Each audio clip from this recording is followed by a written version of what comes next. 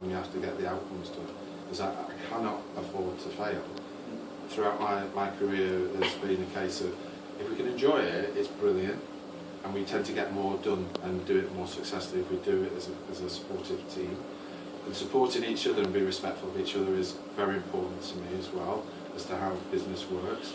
But it's also sharing the knowledge of each other and the experience that you get through working with somebody who's very good at this, and like you were just talking about there. Definitely, you can't do it all on your own. You know, life is a collaborative exercise, which you as an individual drive what you do. You agree with me? But you also need other people probably to articulate it, to sometimes bring it to life for you. I mean, I'm building a website at the moment, but I know what it will look like, but I'm not the person doing the building of the website, because that's not my area of expertise. I think you've all grown a little bit. I've seen you've sort of, the first week you came here, it was like new space. It was like sort of the kids with some sort of attention deficit syndrome running around like headless for a bit. But I think each time you came, you realised actually you needed to get the tasks done. Okay, it may have been a little bit distracted sometimes at the different times, but that's fine, and hopefully we allowed you that space to breathe. But you know, when you're working in sort of for an paid employment, people will expect you to get the brief. If you understand it, then you understand it. If you don't, you've got to ask.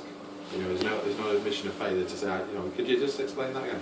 Or could I just clarify that this is what you're expecting of me? Because often I've had people in the sales meetings, in particular with my team, they'll all nod their heads and say, yeah. And then they'll go out of the room and they ring each other up, what was it you meant?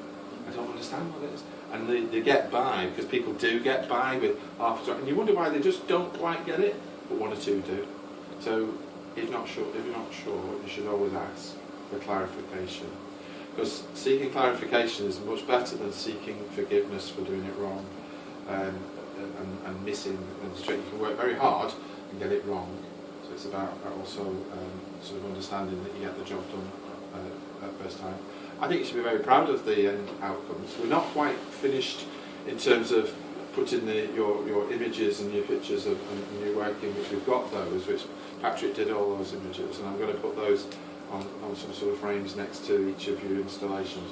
That narrative will explain a little bit more about, for example, the sustainability story. We'll put some more narrative with that about the sort of war years, and we'll put some narrative against that. And there's some work I want to do on, which I've done some research on, the old pals who used to be from the Lancashire Regiment, who were employed at this factory, but most of those lads didn't come back. You know, from this village, this town, if you will. But that's a story that makes it much more personal as well. We're seeing pictures outside the frames, really, and I just need to put a bit more of a frame on some of those pictures. The Queen's visit, when we put the picture of the Queen next to your Andy Warhol sort of image, I wish you'd done a bit more time, because I think you could have done with a bit more time to bring that to life as even more as such.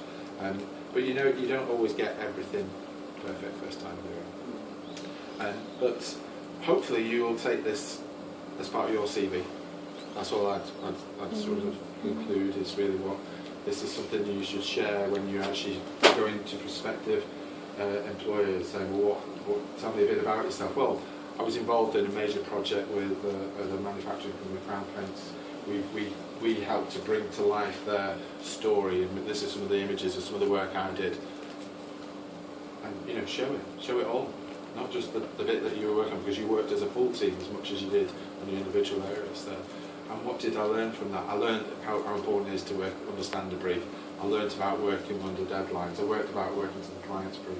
I worked about working as a team, and these were valuable lessons. And if I was interviewing you, I'd say, this person's standing out a little bit more than probably the average bear to turn up at your age with a limited work experience, apart from maybe a part-time job or a job that would be sacked if you don't get back in time. But there you go. So, on that bombshell, is there any questions or anything you wanted to ask of me while you're still here before we conclude this phase of our working partnership?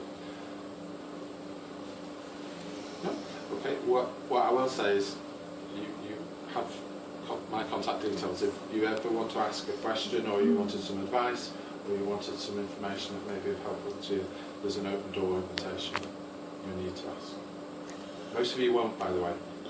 Most of you won't, because we don't always use the help that's there. The ones who really do understand about setting themselves up in the crowd understand that there's help if you ask for it. I just want to offer a massive thanks, Mark, to you for giving us the project and the opportunity, and to Christine and Dan for getting the minibus sorted every single week, and of course to Beth for being a great industry steer. So please, guys, thank Mark before you go. I echo that too.